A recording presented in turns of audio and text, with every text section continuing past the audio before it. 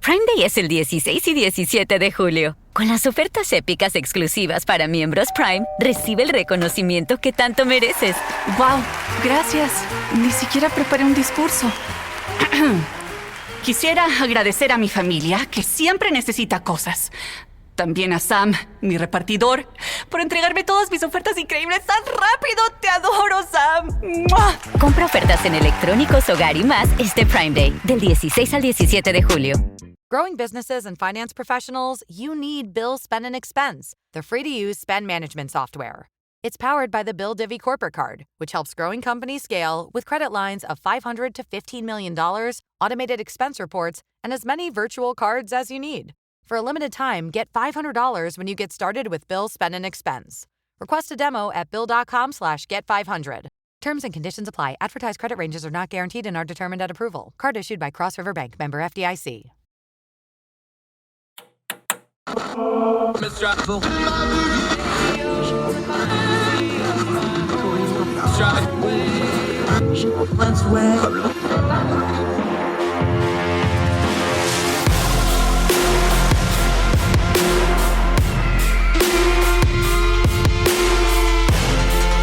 your host, Andrew Donaldson. This is Heard Tell. Welcome back to Heard Tell, one of our favorites, Gabriella Hoffman. We're going to consider the lobster. See what I did there? No butter involved, though, because this is TV and radio. How are you, my friend? Good to see you again. Good to see you, Andrew. I'm looking forward to seeing you in DC this week and formally connect, and really happy to talk to you about this lobster situation, because even if you don't live in Maine, this will affect you one way or another, whether you consume lobsters or you're sympathetic with the plight of these hardworking individuals. Yep, I'm going to be at the Young Voices thing where I'm going to lose to some very talented people for an award I'm up for. You hit it exactly right. I think fishing conservation is a success story when it's done right. This is a known formula. We can go back to the 90s when they started doing this. If you successfully conserve fisheries, the fishermen make more money, there's more product, the fishing grounds are healthier, the fish populations are healthier, the environment's taken care of because all of this gets regulated and oversaw by the government, so everybody's doing things the right way. This should be a success story. Why are we still banging our head about what is and isn't fishing conservation in the United States and America? I think it's attributed to the fact that we're still, in terms of environmental philosophy, there's still this inclination, especially among people on the center left, to promote preservation under the guise of conservation. And when you do this, you're pitting different conservation stakeholders against one another. So you're essentially pitting, in this case, Maine lobstermen, who are great stewards, generally speaking, of the lobster that they harvest and that they tend to. It's a 150-year industry, so they have to be, against the endangered North Atlantic right whale, which is in a very perilous situation. There's no bones about that, of course. There's only maybe under 350 individuals left. These whales are very protected. They have the strictest Endangered Species Act protections and Marine Mammal Protection Act kind of barriers and labels on them. So they're very highly regulated. That's another conversation. I wish people would have a conversation about that. It doesn't mean you take the whales, but we have to look into seeing what is actually failing the whale. Is it lobstermen or is it the government? What's really at the odds here? But they love to hinge it on the lobstermen. So I think over the course of the last several decades, there's been a battle of gear entanglements and whether Maine lobstermen should update their, let's say, equipment to cause fewer entanglements and fewer whale human conflicts. So the Maine lobster industry, by all accounts, has made accommodations. They've improved their gear. They've tried to reduce their footprint, tried to reduce entanglements with whales, and their slight change of hand, or their rather changing of techniques, has led to fewer conflicts. And in the last 20 some odd years, they haven't been attributed to the demise of the whale. There's been no known recorded conflicts that can go back to Maine lobstermen, because regulations would make it so. And under the Endangered Species Act, there's the way that fisheries are regulated when you're involving, let's say, lobster, even though lobster is not endangered, but if it's relating to like the right whale, how do these fisheries related industries kind of make sure that they're not encroaching on these endangered animals? So they have to go through various different hoops and barriers and follow regulations stemming from wildlife law to environmental law to be able to exist as an industry. And today, even with all the attacks,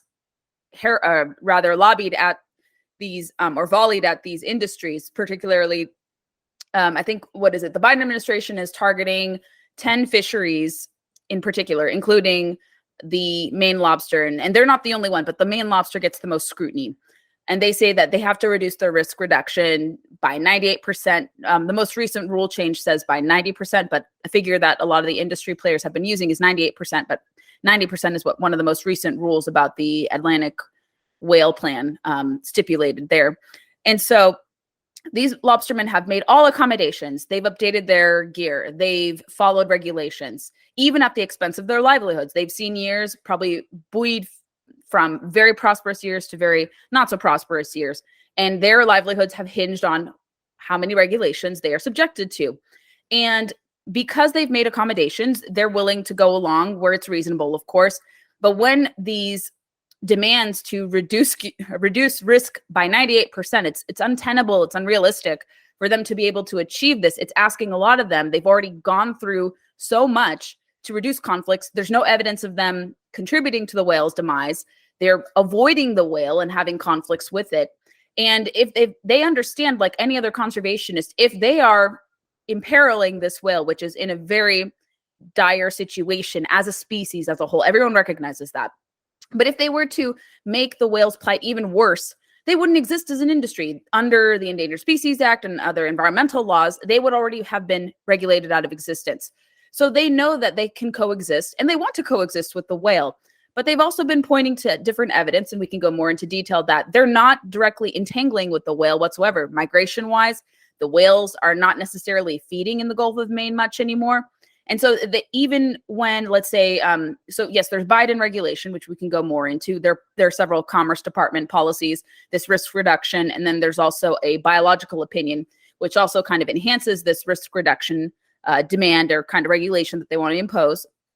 And then you have, because of kind of nods from the federal government, different special interest groups or consumer interest groups, as they like to call themselves, but I think of them as special interests, different big box stores and I would say food delivery services like HelloFresh, Blue Apron, and Whole Foods took a nod from the Monterey Bay Aquarium, which has nothing to do with red lobster. They don't study red lobster. It's on a different coast, of course.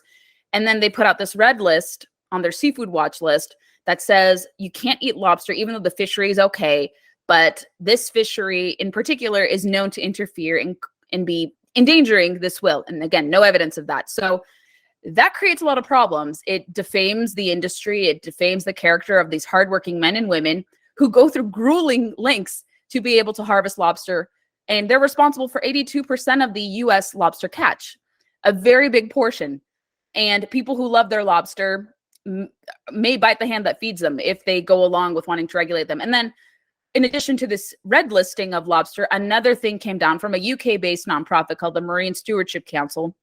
They revoked the Gulf of Maine certificate, saying that, again, the fishery is not sustainable, lobstermen are endangering the whale. And then they concluded and conceded, rather, that there's actually no evidence of lobstermen hurting the whale. But they still went through with revoking their certificate. So again, defaming the industry, misrepresenting their work, blaming them for the whale's plight. But there are other causes of this whale's demise, and it's not from the lobstermen. So it's a typical battle. We're now seeing it play offshore. We see these battles take place onshore with kind of predators like bears and wolves, but it also similarly is found offshore in situations like commercial fishing, whether it is harvesting blue tuna or Maine lobster in this instance. So it's not a new battle. It's just one that's been brought to the forefront more. And there's a lot to unpack from it because people just thought, okay, it was just these companies going woke, but they were getting nods from the federal government in a sense. And they've all kind of been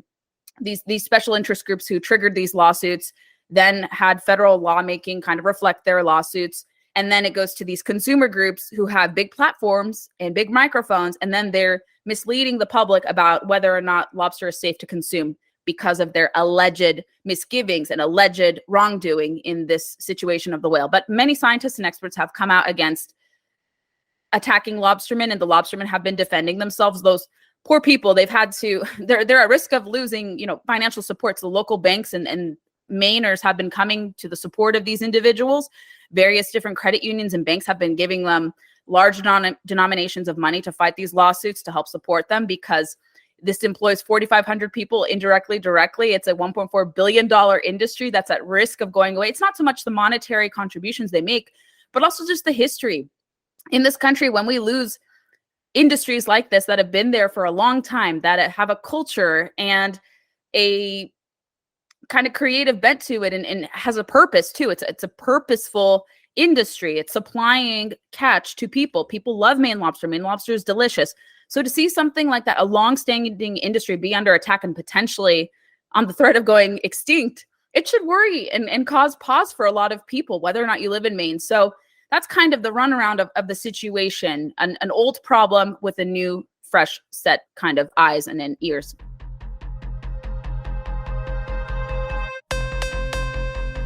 Prime Day es el 16 y 17 de julio. Con las ofertas épicas exclusivas para miembros Prime, recibe el reconocimiento que tanto mereces. ¡Wow! Gracias. Ni siquiera preparé un discurso. Quisiera agradecer a mi familia, que siempre necesita cosas.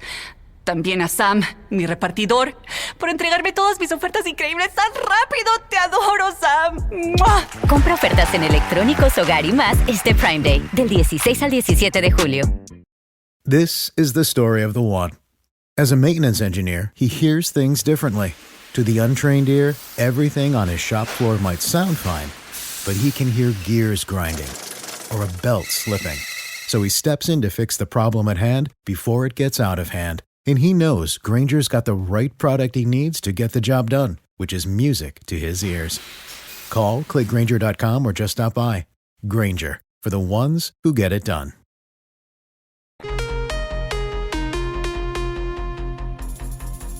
A lot of these same players, Gabriella, Hoffman joining us, we've seen them act differently, though. You talked about them bowing to special interests. Same groups, NOAA, National Marine Fisheries Service. Same area, New England, right? Back in the 90s, it was not lobsters, it was New England scallops. And they worked with the fisheries. They had to shut the fisheries down for a little bit. That's in the 90s. By 2001, it was fully rebuilt within about a 5-year period, a little less than. It's now one of the most profitable fisheries in the entire world, especially with scallops. Same area, same players, same everything. Look, we know this stuff works if you do it right. How do we get the special interests and the politics and what's good for the environment and the fisheries and good for the workers who depend on these industries? And you already just mentioned it. This is a core food group thing. I know people think lobsters, oh, well, that's a high-end food group. Yeah, but that goes through, distribution centers. Mm-hmm. That goes to restaurants. That goes to banqueting things. That goes to the White House for the state dinner with France for 200 Maine lobsters. That, and we're joking about it a little bit, but that's a supply chain. And we've already been learning the hard way that supply chains are important.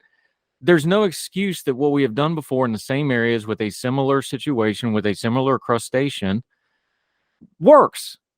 Why? My same question again. Why are we banging our head on the table trying to figure out something so simple? And I know the answer is politics, environmentalism. Why can't we just understand that good conservation is always good environmentalism, but environmentalism isn't always good conservation for both businesses and for the environment at the same time? Then these preservationists would not be raking in a lot of money as they do, creating an alarm over a perceived problem, but an easily debunkable perceived problem. It's their bottom line. You see these people sue and sue and sue, and their evidence is being challenged now, or their claims rather being challenged by scientists, other reputable sources, because people are coming out of and even NOAA fishery scientists. I had kind of done some more research, and I lightly alluded to it in a recent town hall column expounding on this.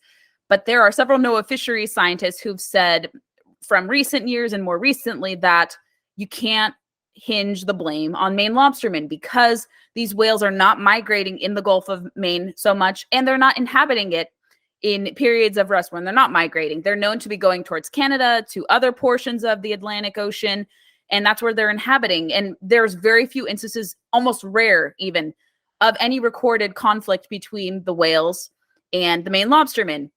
And so even though that evidence is presented and it's there, these really powerful special interests continue to lie and defame this industry because they have the ability to. They know how to use the court system. I think a way to change this is reforming sue and settle laws, the Equal Access to Justice Act. There is an appetite to fix this law. It's kind of a obtuse law. It's from the late 1970s, early 1980s. And originally it was meant for protecting consumers. Let's say they were wrongfully done by something. So you could petition the government to get some sort of reward for whatever grievance you have.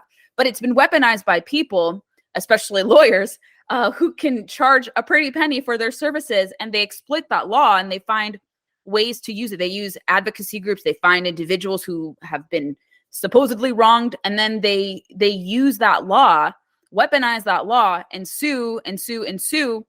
And some of the judges reject those court cases, but then they're relentless, rather. They don't give up. If they lose in a lower court, they try to take it to the Court of Appeals and then ultimately to the Supreme Court. But they're able, with the help of very powerful lawyers and a lot of millions of dollars from foundations, special interest groups, to be able to dominate news coverage and kind of define the narrative here because of how much money they have. However, when you unpack their work and you unpack their claims, none of it holds up in the court of public opinion. And the Maine lobstermen, unfortunately, are on the receiving end of these vicious attacks and this vicious slandering and libel that is coming from these individuals. They're not wealthy. A lot of these people, they may be servicing, let's say, a wealthy clientele, because lobster is a lot more expensive than, let's say, other things we get in the chain or the supply chain. It's a lot easier. Maybe it's a lot easier to procure beef and chicken, even with inflationary prices. But lobster is seen as kind of obviously a novelty item. But everyone can eat it. In Maine, regular working people eat lobster too, even though it is more expensive. And it's expensive because of the process that goes into harvesting it. I've done crabbing, and I understand why now. Crab cakes are really expensive in the grocery store because you have to harvest the crab. You have to lay down the pots. You have to pick them up. You have to then deconstruct the crab. You have to dress them, take out the meat, do this. There's a lot of things that go into it. Same with lobstering. And I'm hoping to see that in the region. I'm going to go talk to some Maine lobstermen sometime in late spring, early summer next year. Trying to finalize those details soon, but to really learn about the industry and see the safety measures and precautions they take. But it does come with reforming some laws. I would hope that people outside of the area, this is kind of my personal thinkings of this, and I think it even makes sense from a journalistic standpoint. I think people who are sympathetic with the plight of the Maine lobstermen, who understand that they're good stewards, that they're conservationists. One Maine lobsterman, I think it was on Jesse Waters' program on Fox News recently, said, "We were conservationists before it was cool." And that is very true. These people inherently want to make their resource a lot better. They don't want to impede on wild marine biology or marine wildlife. They want to coexist with them. And they love seeing wildlife. Anytime you go fishing offshore, commercially or recreationally, you love seeing birds flying. You love to see swells with different fish. You like to see whales submerge and emerge from the surface of the ocean. People like that. And they're an important part of the ecological balance. Like the lobstermen know their place in the ecosystem, and they can't exist without, secondary, tertiary animals and these critically endangered species too. And so to me, it just seems that the preservationists have a lot of money. They have a lot of legal power, and they do have some supporters in very important roles. They have allies in the federal government now who are attuning their rulemaking to these lawsuits and to the demands of special interests like the Center for Biological Diversity, Natural Resources Defense Council, PETA, Sierra Club, all these types. These are very, very powerful special interests who largely give to the Democratic Party, and they're never challenged so much. I don't know if it's conservationists of all political stripes coming together to create outfits to combat them legally, politically.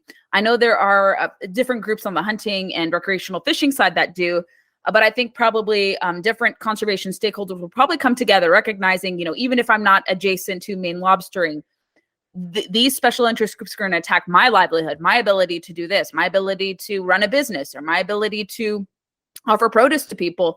So I think it comes down to, yes, fixing the laws and fighting them tooth and nail in the courts as well. And I think we could. And there are people who are doing that in other areas of wildlife conservation, but they are it's out there. They are very powerful, but I don't think they can be untouchable. I think there is a way to kind of erode their successes in the courts and challenge them in the court of public opinion. It's starting to happen. It's just going to take a lot of effort.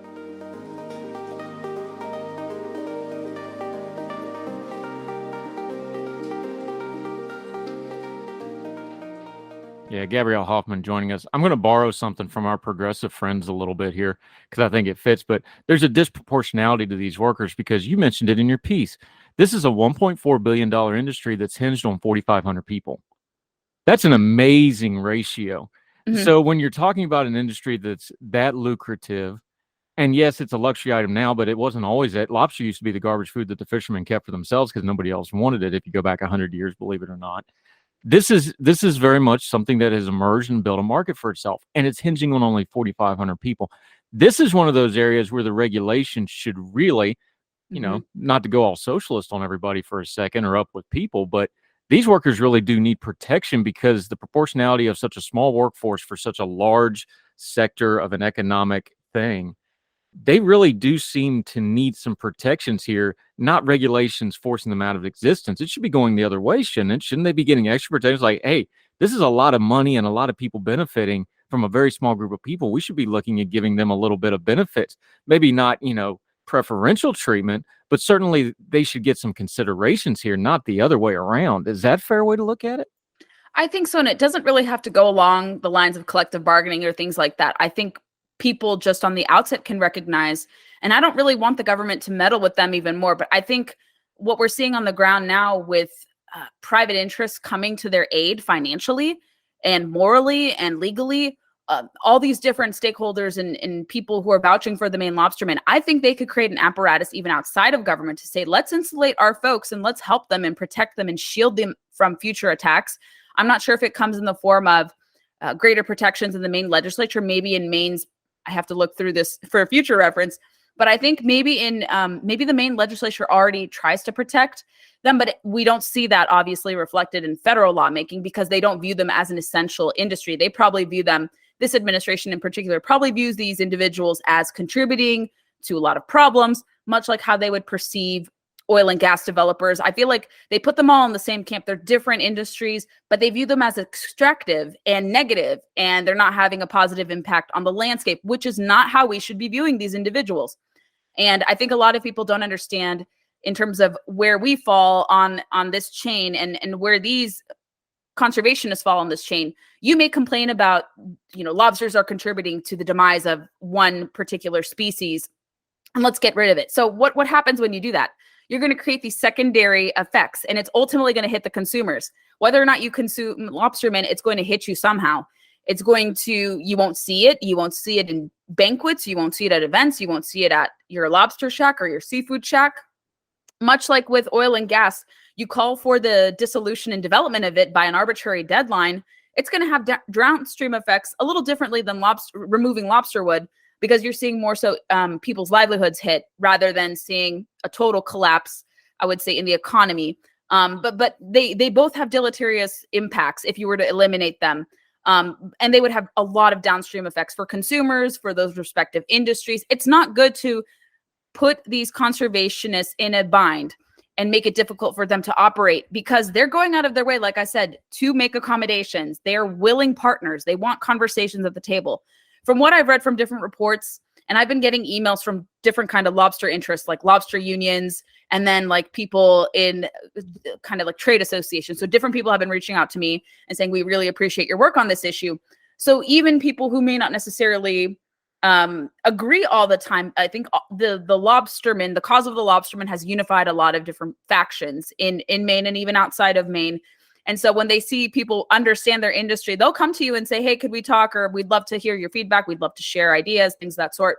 And so I think, I don't know what kind of protections. I'm not so coherent or well-versed on what would need to be done because I don't want, let's say, the government to come in under good intentions and then, create monopolies or things of that sort. I'm always worried about that. But I think they have to be recognized at least as an essential business who's contributing to sustainable fisheries. In the past, we would never really see either one political party go after lobstermen, but these, like I said, these radical preservationists have a very, very firm iron grip now because they see that they're losing power when certain things are ceded to normalcy. People like to see true conservation win, and true conservation has worked in this country, and we don't need to be pitting the interests of keeping a healthy economy with environmental stewardship. That's why I've done my podcast. That's why I go fishing and hunting myself. I believe that I live, eat, and breathe it. I could, benefit from doing these activities more according to my busy schedule. But on the surface, I believe this. There are many others out there, all of us, whether you're immediately involved or even removed from it. People do want these two kind of spheres to meet and to work together. And it's very possible. We've done a great stewardship model that's the envy of the world. Is it perfect? No, by no means. Nothing is perfect. But compared to other countries, having these different standards, allowing people to be productive and successful, all the while seeing species rebound, we won't see dolphins, whales, and others rebound if it wasn't for a fisherman, commercial or recreational. We wouldn't see iconic species like grizzly bears, gray wolves, American bald eagles rebound if it wasn't for hunters, because of all the monies that go in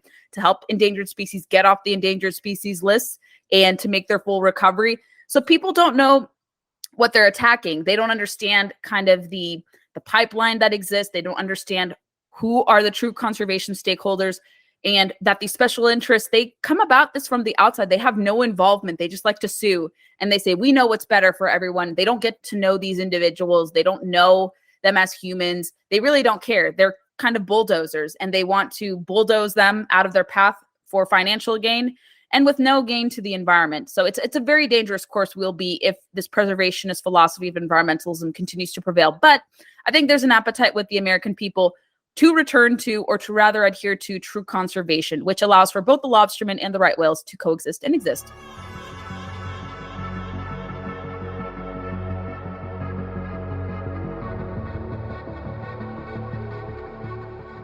Yeah, Gabriella Hoffman joining us. Let's wrap this up by going through that nomenclature, though. Preservation versus conservation versus environmentalism. I don't call myself an environmentalist because the word's kind of gotten toxic in a lot of ways, but I am a conservation. Look, I grew up in the woods. I grew up in West Virginia. I love the outdoors.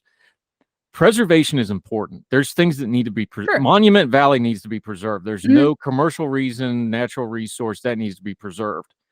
Anwar's the size of South Carolina. We can carve out a couple acres here and there for some oil or whatever the case may be. Those are two different things, but both of those get labeled with preservation. Yes. But they're very different. Preserving, a historic house in the city is one thing. Preserving something the size of a state, we need to have a conversation about some free use. How do we have a better conversation about that? Not just policy-wise or lawmaking-wise, but also on our social media accounts and when we're just talking amongst ourselves. That terminology is really important. It's something we skim over, but we shouldn't, because the language there really, really matters. I'll throw you another great word on there, old school word. My conservation comes from the way I grew up and was raised out in the country of stewardship, which is another good word that fits in here. How do we start talking about this in a better way? I think on an individual level, I'm starting to do this. I've been lecturing to different student groups across the country in the last year. I talk about this on my podcast, in my writings. And if I have the fortune ever to write a book, I think my first book would be about how conservation is conservative, and then explaining about it from a big picture kind of way, the differentiation, and then obviously hooking it in with how conservatives can do this. But it's a philosophy that's open to everyone, not just conservatives. But I really want to personally hone in on that more. And I think with my individual efforts, a lot of people have started to use that. They've started to use the moniker conservation is conservative. I don't have a trademark to it, but I've kind of made it popular in a sense in some circles. So people see me do it and they're like, okay, we'll do this too. And so maybe I've started a trend in that respect. So I think individually, that's what you have to do. You have to explain the difference. Like you said, there are certain places where preservation is paramount. I recently went to different sites in Arizona and Utah to highlight areas where conservation are great versus where preservation works. I think in the national park system, the 63 national parks, and then their adjacent kind of like public lands too with it. It's complicated kind of framework, but very easy to understand when you dig into it. So I think there's pretty wide consensus about keeping the national parks, which are off limits to any type of multiple use activities, except for, let's say, recreating, hiking, things of that sort, and occasionally fishing, and very rarely sometimes hunting in like maybe one or two national parks, but largely kept off limits to extraction of any type or recreational hunting or fishing in most cases, bar none for hiking. People agree with keeping that because there's something beautiful about these national treasures. You go to elsewhere across the world, their national parks are not really that impressive. We do a great job even with some of the bureaucratic inefficiencies, they're not really good with upkeep of national parks. That's why the Great American Outdoors Act was passed, to give permanent funding to certain funds within that law to ensure that the roads are built well, the structures are kept intact, we can accommodate more people, more visitors to the parks. That's great. And then when it comes to the more kind of complicated tiers of public lands like national monuments can either be preserved or conserved. But I worry that the Biden administration is using national monuments as a way to designate land that should be open to multiple uses, to make it secluded and eventually prepare them for a national park. And not everything should be a national park. And I know it's counterintuitive for someone who likes going outdoors to say that, but not every area should be given that designation. It should be for an exceptional area. And then you can keep national monuments open to multiple uses, and keep it that way, because not everything should be a national park. Then it kind of dilutes what a national park is, even though there are 400 some odd properties in the National Park Service. Then you have Bureau of Land Management and Forest Service lands, which should be open to multiple uses, whether you are cattle, ranching, timber, harvesting, and many, many other types of things, hunting, fishing, running a guiding business, things of that sort. So we already have the infrastructure in place, very much so, to do that. And I think also visiting these areas personally, it's one to say, yes, let's make everything into a national park, or yes, preservation everywhere. But when you go to meet local people in these areas, these are often rural communities. And I've had the pleasure of meeting a lot of said individuals, county commissioners, activists. I've traveled to Idaho, I've traveled to Utah, to Arizona, and I'm going to be traveling to more places to talk to different people who are important members of their community, opposing big government overreach or big scale questionable renewable projects. And it helps to visit these people, to hear their concerns, to learn about them, to learn about the areas they live. What is at stake if you were to build large scale projects, so-called renewable projects, where the energy that's going to be harnessed is going to go out of state? In the case of Idaho, that's something I learned there. So visiting these places is extremely pivotal. Not only are you going to have a great experience, if you get to interact with the locals, you're going to learn so much more about you and about the country than you ever would. And I think too many people, whether they live in the Acela corridor or metropolises, they're still very removed. And so when they come about saying, yeah, let's have preservation everywhere in every corner of the United States, you don't understand that not every place is the same. You can't have a big size fits all kind of attitude, because every locality has different demands, has different interests, has different challenges with landscape and financial needs, things of that sort. So what works in one place may not work in another place, in a top-down size, big size fits all kind of framework. And so that's what people don't understand. What New York City wants is not what, let's say, Twin Falls, Idaho wants. Everywhere is different. So going outdoors, enjoying national parks, seeing what's out there is extremely important. A lot of people have been recreating outdoors in response to the COVID pandemic, which is a silver lining, a positive development to come out of all this mess. But it really takes going outside your echo chamber, going outside the Ivy Tower, meeting with people and having an open dialogue and a conversation, getting to know people and not imposing your views, which is what a lot of these preservationists do. So learning the nomenclature is important. Visiting these areas, talking to locals, having an understanding of why they may be opposed to top-down government overreach, why they like to do things their way, why they're not backwards in wanting to have that, and why they support multiple uses when it comes to public land, or having private property rights when they're managing property rights and whenever their land falls on public lands and those disputes ensue. And so it's not difficult. It shouldn't be difficult. And if I can help lead the way with the conversation, if people want a guide, I would like to be the Sherpa with conservation, I guess, in that, because it's super easy to understand. I can't be the only person talking about this. And so I could give people a template to run with and to go. There's a lot of things at play, and we can help change the conversation and move away from environmentalism, because like you said, it's a dirty word. I don't call myself environmentalist. I say conservationist, and you make the distinction of these two spheres of environmentalism. It makes it much more clear. We can resonate with people who are kind of in the middle. If you're coming from a center-right perspective, they love hearing that term better, because environmentalism has become a very sullied word, and it needs a lot of rehabilitating. So I think conservation is the better word to use when you want to appeal to people for stewardship and all that. Yep. And I would encourage, I'm going to be selfish, all you DC folks, if you'll just look out and turn left and go a couple hours over to West Virginia, you'll come to a lot and help my state out economically a little bit. I'd appreciate that. Great outdoor stuff there. You'll find it all over. Just a hop, skip, and a jump from I think the metro runs almost right into the Panhandle now, so you can do it. Go out and get out, touch grass, touch some trees. Yes. Gabriella Hoffman, one of our favorites. You've heard it advertised right here on this program. She has a great podcast where she delves into all this stuff. Districts of Conservation. Let folks know about that since they hear the commercial about it. Let them know where they can find that. Let them know your very busy schedule, where you're writing, where you're tweeting, your own little newsletter that kind of condenses all that. Let folks know how to keep up with you, my friend. Yes, very briefly. Thank you again also for pushing the podcast. It really means a lot to have supporters like you.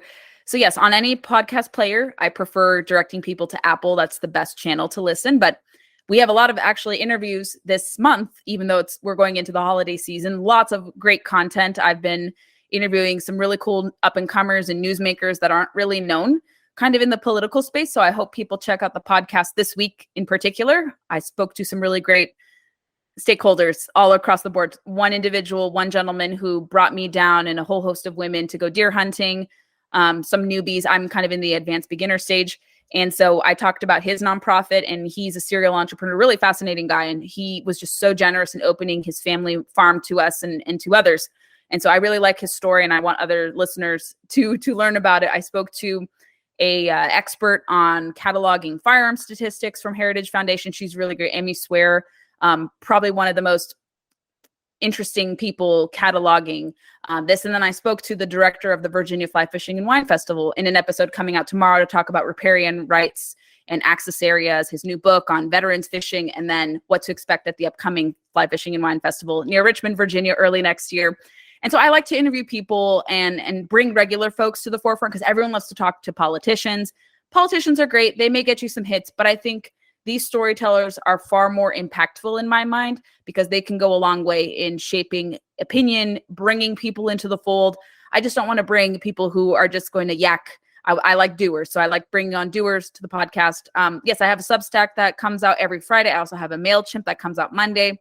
And the Substack kind of goes into detail more. And it's called Outsider on the Inside. And once we get enough subscribers, I may start to create some kind of exclusive content. I won't take away from traditional access, but I may add some enhanced kind of exclusive features, maybe previewing interviews like a first listen for reasonable rates when I get about 1,000 subscribers. So for now, subscribers can enjoy the content for free, and then we will add supplemental content to not take away from what I'm already putting out there. But yeah, it's kind of a repository of news you may have missed in the conservation space and elsewhere. So yes, and social media, blue check marks everywhere, very easy to find me. Young Voices, I'm a regional leader. That's how Andrew and I, of course, connected. It's a great program. We're looking forward to our upcoming classes for 2023. We have some new contributors on the horizon from my understanding. So really looking forward to that. And yeah, I have other roles, too many roles to list, multi-hyphenate. But yes, you can Google me and find me almost anywhere, writing regularly for Town Hall. So thank you, Andrew, for having me. Always fun to talk to you. She's so busy that she's actually at home today recording, and I didn't even recognize it because I'm so used to talking to her in a hotel room somewhere, because you're a busy bee. It's a great podcast. You do great work. You become a good friend. That's why we keep you as a regular here on Heard Tell. Thank you so much for the time, Gabriella Hoffman. You're great. Of course. Thank you. Thank you, ma'am. Folks, if you've listened to the Heard Tell program, you've heard our friend Gabriella Hoffman, but you need to make sure you're checking out her podcast, District of Conservation. It's a podcast exploring the nuances of true conservation efforts from DC and beyond. From topic discussions to exclusive interviews with conservation and energy newsmakers, Gabriella keeps listeners appraised of the latest news stories while elevating important voices. Listen to District of Conservation on Apple Podcasts or wherever podcasts are played. Folks, you've heard of Ethan Brown on the Heard Tell show a couple of different times, but if you're interested in learning about how to discuss things like climate change without all the politics and doom and gloom, head over to his podcast, The Sweaty Penguin. Sweaty Penguin is a late-night comedy-style climate podcast working to add nuance, critical thinking, humor, and hope to the climate conversation. They got over 100 episodes already, breaking down weekly news stories and specific topics, from the vanilla to the ADHD to the international accountability to orangutans. Yes, I know, it's a comedy thing, so just go with it. But each time, exploring different ways we can make progress on these issues while still helping the economy, health, security, and everything else we care about. Feel overwhelmed, exhausted, or excluded by today's climate change discourse? This is the podcast for you. Find The Sweaty Penguin wherever you get your podcasts or at www.thesweatypenguin.com.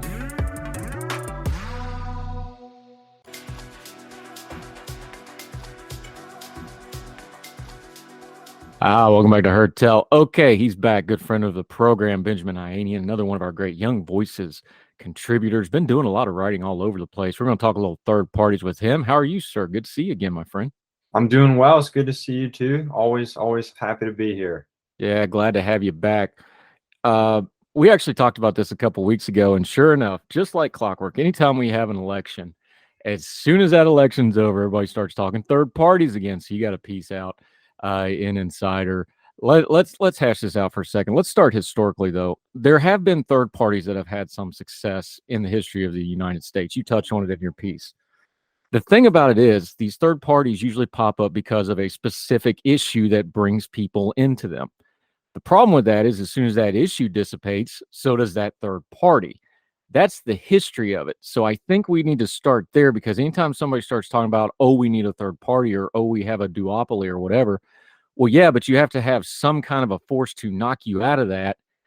I don't really see one other than just general frustration. That ain't going to get it done. Oh, I agree with that sentiment fully. I mean, the American people keep, responding in poll settings that they desire a third party to be present. We know a plurality of Americans identify as independents. However, if we look deeper into the data, most of those independents do consistently vote one way or the other. They either lean heavily Democrat or lean heavily Republican.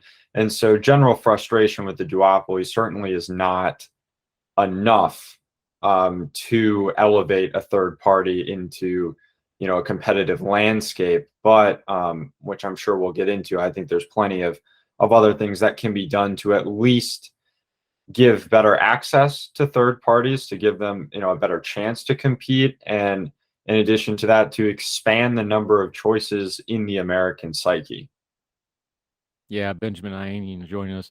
You just touched on it, so let's just talk about it. Right now, a third party on a national level, let's say just president, because that's what everybody thinks about. If you're going to be a third party national candidate for president, there is a huge logistical and infrastructure problem to doing that. You have to individually get on the ballot in all 50 states, plus the territories for that matter. That involves a lot of stuff. There are signature requirements. There are various requirements to get into, and every state's different, because some states have open primaries, some states have closed primaries. So, I'm one of those unaffiliated voters. So when I go to a primary, I have to ask for one ballot or the other, that sort of stuff. That's part of the dynamic that a third party or an independent run always faces. Changing that would take a lot of legislation and a lot of change. I think that's where the polling and the facts on the ground hit, because I don't think there's a big appetite for people to really grind out and do that. No, and especially there's not, a big appetite from current political leaders to want to help give greater access to third parties. If I'm a Democrat or if I'm a Republican, in legislatures, what incentive do I have to make elections more competitive against me? That's one thing Democrats and Republicans can consistently agree on, is that third party access is not a great thing for either of them. So there's an issue that they can come together on. And so there is a logistical nightmare, especially in some states. For example, I linked to this in the article that I just wrote, that, in Tennessee, it's extremely hard to get on the ballot as a third party. In order to become a recognized minority party in Tennessee, a petition must be submitted, and that petition needs the signatures of registered voters equal to at least 2.5% of the total number of votes in the last gubernatorial race. And so Democrats and Republicans in that state, on the other hand, only need 25 signatures each to get their candidates on the ballot in that state. And so there are really restrictive laws out there that do hamper minority party access. And I think if that is going to change, this needs to become a more important issue for enough people. And whether or not that's feasible, we will see. Like you said, frustration is not enough to push, this desire for third parties over the top and into the reality of our political landscape. But it is a start. And so it needs, in my opinion, to be capitalized on, and people ought to care more about, third party access, because why would we continue to go to the ballot box every year, look at two options that we do not feel good about, continue pulling the lever, continue seeing that things are going in the wrong direction, and just kind of throw our hands up and say, oh, well, these are the only two options. It's just how things work. That's not something that I'm able to just sit back and accept.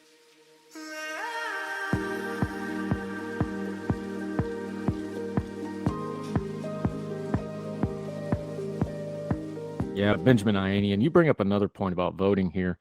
Ranked choice voting, which on paper deals with some of these issues about letting other candidates and other parties deal with. The only problem is we got some data now. Alaska just did this, and it was an absolute cluster. The Alaska ranked choice voting did not go well. It was a mess. Other states have messed with versions of ranked choice voting. California has their top two system. Other states are going to start playing around with this. What's the path forward on this? And look, to be fair to ranked choice voting, it's only as good as it's implemented. So you can have a great idea and badly implement it. So I don't want to just say the idea is bad, but so far it's not working great. How could that change some of this if we just do a different way of voting that would maybe give some more access that way without rehashing the entire system? Well, so, what I would say about ranked choice voting, we actually have had ranked choice voting elections in plenty of other states, and granted in smaller, local elections. California actually did have a few cities have elections with ranked choice voting, and the data came back that almost every ballot that was cast was valid, and the vast majority of individuals who took part in those elections came out and said that they were simple and easy to understand. The process was. If we actually look at exit polling from ranked choice voting, the majority of people who take part in them say that they are simple and easy to understand. That could just be a status quo bias. People who do ranked choice voting, they like it because it's what they just did. People who do other forms of election, they say they like it because it's the type of election they just took part in. So there could just be a status quo bias there. But I don't think ranked choice voting is as much of a mess. In 2022 in Alaska, as you mentioned, 8.5 out of 10 voters reported that ranked choice voting was simple and easy for them to understand. I know the Wall Street Journal, their op-ed section, wrote a long article about how much of a mess they felt the Alaska election was. And I do think that they had some valid critiques.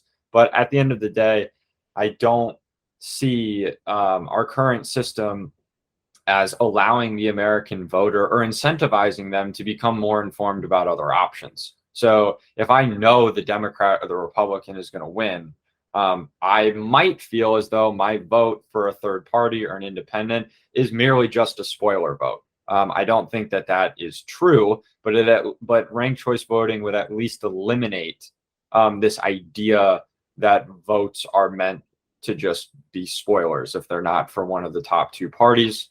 So I think that the American public would at least be able to feel okay about looking at independents, about looking at third-party candidates, and even placing them as their first choice without fearing that their vote is going to place their least favorite candidate in Washington, D.C.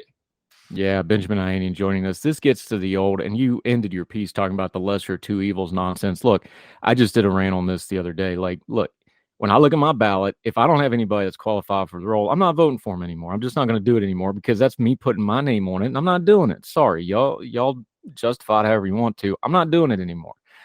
I really wonder if that means there's just certain offices I'll never get a vote for anybody ever again because there ain't nobody good voting for, but so be it. There's a lot of people that feel that way. They're just tired of the lesser of two evils mess. The obvious choice of that is to get more options in there, but it's not that simple. We can rant about the duopoly, though, but what's the path forward for this? Is it going to take, like we've seen historically, like we started with, some major issue where a third party rises up around that major issue? Is it going to be just these two parties continually consolidating the power? We're seeing now where President Biden's going to be tinkering around with the primary schedule to make sure it goes the way he wants it. I don't see a third party rising anytime soon. Is that too negative, do you think, or do you agree with that? I think being realistic, anytime soon, you're probably right. I don't think we have, honestly, a great choice for a third party right now, which is unfortunate because I feel as though some of the parties out there are squandering this great opportunity.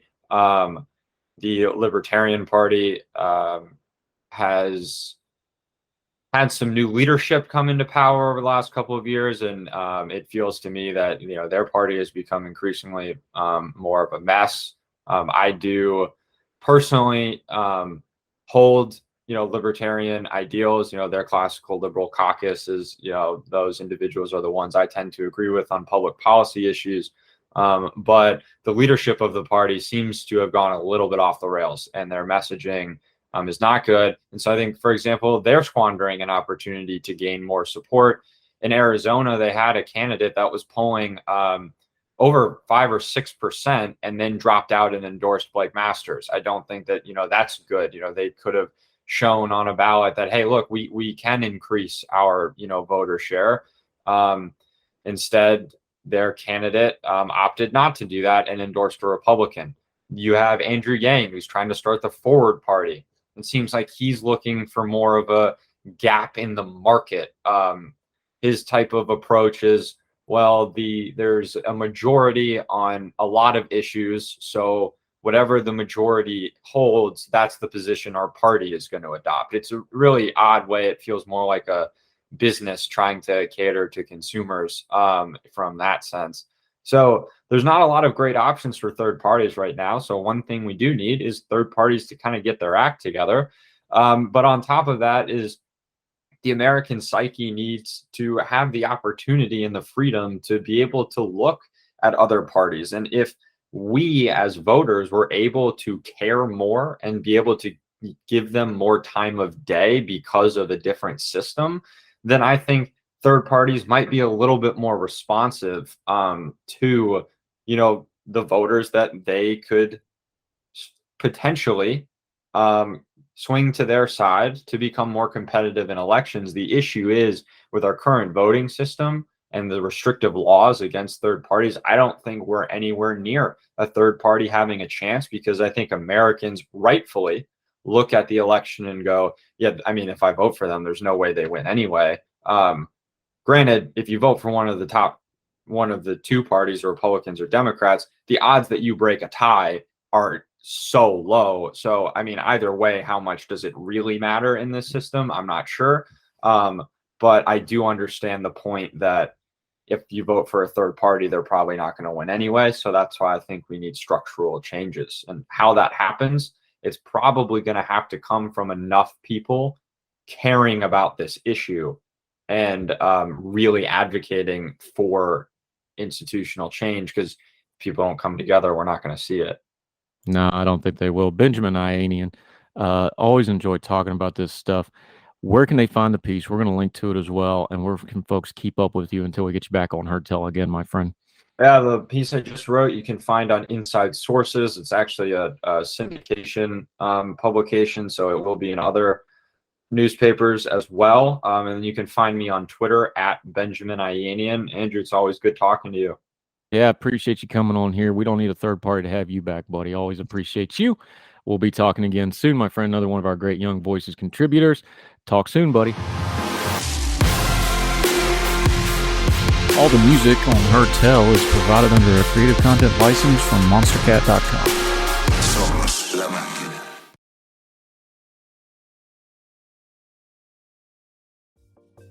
Folks, if you've listened to the Heard Tell program, you've heard our friend Gabriella Hoffman, but you need to make sure you're checking out her podcast, District of Conservation. It's a podcast exploring the nuances of true conservation efforts from DC and beyond. From topic discussions to exclusive interviews with conservation and energy newsmakers, Gabriella keeps listeners appraised of the latest news stories while elevating important voices.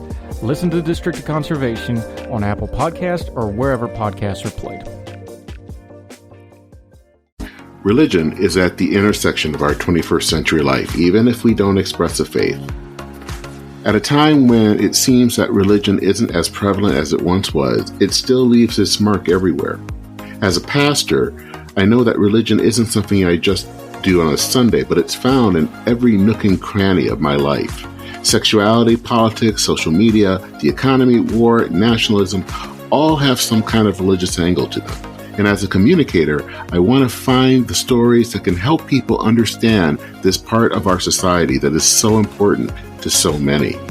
Hi, I'm Dennis Sanders, and I'm the host of Church and Main.